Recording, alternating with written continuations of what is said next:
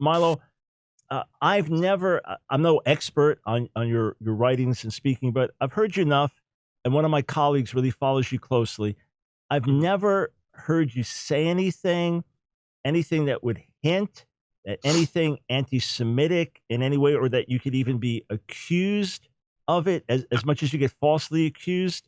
I think of you as a friend of Israel, despite the liberal Jewish influence on the radical left. I've never heard you bless Jews in a generalized way because of that. And yet, here's a concern I want to put out for you and get your thinking on. There are those that are centrist right, and then they go further to alt right, and some of them are associated, alt right, of course, well associated with anti-Semitism, but some that you would say centrist right, or folks you associate with, who freely associate with others who have strongly anti-Semitic views. Now, this is not guilt by association. Someone will say to me, "Why do you work with such and such a publisher? They publish a book by so and so." It's like, well, they publish my book. That's what I stand for. I can't account for everyone that publishes. But say your friend Vox Day, you wrote a foreword to his book on Jordanetics that came out in November. He's now got a platform, unauthorized.tv, together with Owen Benjamin. And I've challenged Owen Benjamin's recent virulent anti-Semitism, extraordinary statements being made that to me are very dangerous. There are others that Owen Benjamin is working with, E. Michael Jones, Catholic scholar I've had on my show, and we've had some very, very deep, serious differences. I'm not holding you responsible for any of that. I'm not holding you responsible for. But I'm happy to talk. Yeah, but I want to get clarity, because there is something that I'm seeing rising up, a fresh wave of anti-Semitism, some of it in Christian garb, some of it in its classical, more secular forms.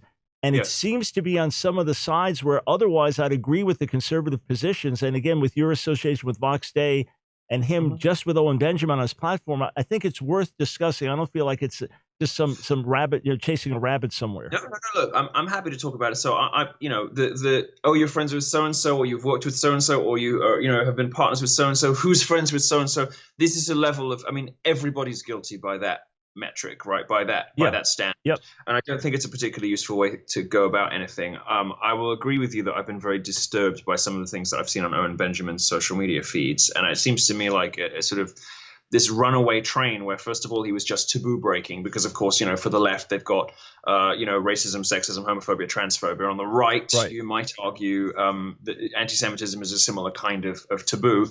And if, for Gen Z, for, post-millennial generation, by the way, since when did the left care about anti-Semitism in Israel? Never, until they could use it to beat Trump, despite the fact that his daughter is a Jew now, and his son-in-law is it's crazy. And his grandchildren, at one point, all of his adult children were either married to Jews or dating Jews. Insane. Right. But suddenly the left has decided it cares about anti-Semitism. All right, nice one, guys. Look, I've been invited to go on with Owen Benjamin, and I have declined on his, live streams and all the rest of it, because I don't like a lot of what I see over there. But that to me personally is no basis on which not to do business with mutual friends. There's probably things about Vox's opinions that you wouldn't like either, and I don't care whether you like that or not either. I'm responsible for what I say, and I'm responsible for what I do. And if I incite people into ugly thoughts about others, then I'm responsible for that. If I incite people into violence, I'm responsible for that. I'm not responsible for anything that anybody else does. If you want to, look, the guy that just shot up I can't even remember what he shot up now. Some shooter said, he was radicalized against Jews by Breitbart and Ben Shapiro. And it's like, suddenly now we're blaming Ben Shapiro for anti-Semitism. It's just crazy. The fact is that people don't get radicalized by people on their own side. You don't get pushed to the far right by people in the center right like me. You get pushed to the far right by looking at the behavior of the far left. Feminists create men's rights activists, not me. This is a central. This is just such an obvious fact that doesn't even seem to occur to anybody that it hardly bears repeating. But it must be said, because people don't seem to realize this. You do not become a far-right, white ethno-state, Jew-hating alt-right monster because you listen to MILO and Candace Owens. You become that because you look at the behavior of the far left and you seek to invert it and to become its opposite. And you seek to beat it by imitating it and becoming a mirror image of it. Right? Got it. So if you see the insane behavior of secular Jews in media, and people have written entire books about why American Jews are work in so consistently against their own interests, right? Against the interests of Israel, the rest of it. People have written entire books on that. I'm not qualified to go to wander into that subject, except to join millions of people in observing the phenomenon. But if you observe that on the left, then of course you're going to want to tease and needle and prick these people in whatever way works. And for Generation Z, who have never met anyone who was alive during the Second World War or thereafter, in the Holocaust or in the immediate aftermath, the Holocaust is the Shoah, if you like, is an abstract concept that doesn't really speak to them any more directly than the French Revolution does. And when they see, just to jump in. Also, with a lot of the social justice warrior crowd, there is a healthy desire to stand with those that are perceived to be victims or outcasts. It goes in extreme ways. It goes in unhealthy ways. Jewish, but, all of the ringleaders. But what happens? This is what what the far right is reacting against. I don't think it comes out of any sort of deep-seated hatred of the Jewish people rooted in historical prejudice. I think they're just looking out at a corrupt, sick media, a corrupt, sick entertainment industry, a corrupt, sick news business, and are correctly identifying that Jews, and I'm matrilineally speaking Jewish. My mother was a Jew. I was raised Catholic. I consider myself Catholic, but technically, according to Jewish law, I am Jewish too. So why we, let's say, are hugely overrepresented in those industries. Right. Why? Yeah. There's no like you. Our extraordinary natural abilities. That's why we have so many Nobel Prizes. Whatever.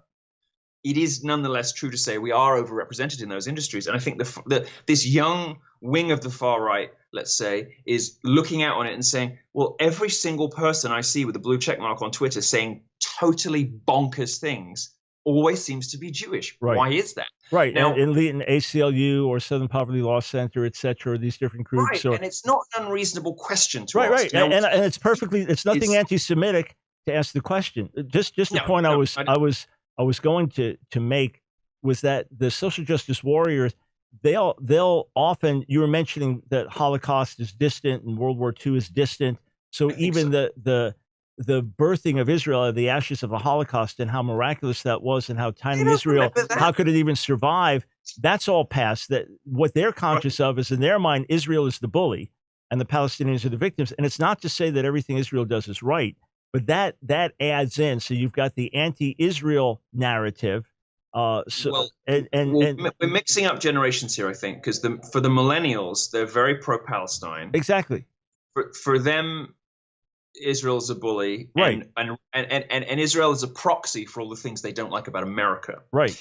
But for Generation Z underneath them, they seem not to like Israel very much either, but for a bit of a different reason. Oh, no, I understand. It all blends. Here, look, just so you know, my thesis is that God called the Jewish people to be world changers. When we get things right, whether it be a Moses or an Isaiah or a Jesus or a Paul, it has this extraordinarily powerful impact. When we get things wrong, be it a Karl Marx or a George Soros or someone else, it gets really wrong. And has a big impact too. Yeah, it has a big impact for bad. And again, you mentioned disproportionate number of Nobel Prize winners, but you also have disproportionate number of musicians and disproportionate number of comedians and so on and so forth. And there's nothing anti-Semitic about asking this or discussing it.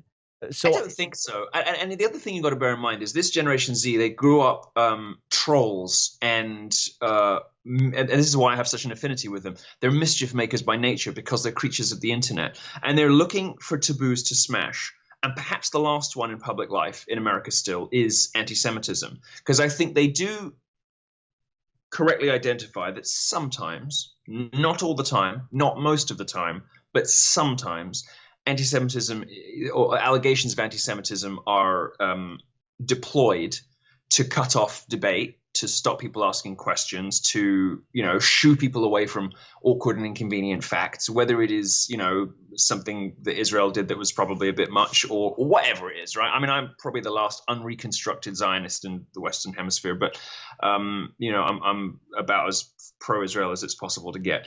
But let's say if you were to say something like, well, maybe that was a bit of an overreaction, and probably in PR terms, it might not be good to do such and such. It's like, oh, this is just Oh yeah, no, I'm going to jump in just because I've got a break coming up, and Sure. then we'll get back to your comments. But let me just say this: having written a book and came out in '92 and has been continuously in print ever since, about to revise and update it in September. Our Hands Are Stained with Blood, which looks at anti-Semitism in church history and then in secular society.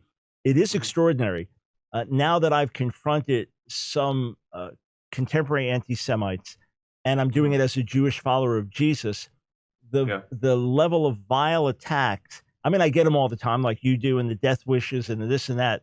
But the amount that it just suddenly, everybody comes out of the woodwork from all different angles, and what brings them in common, black supremacists, white supremacists, what unites them is Jew hatred.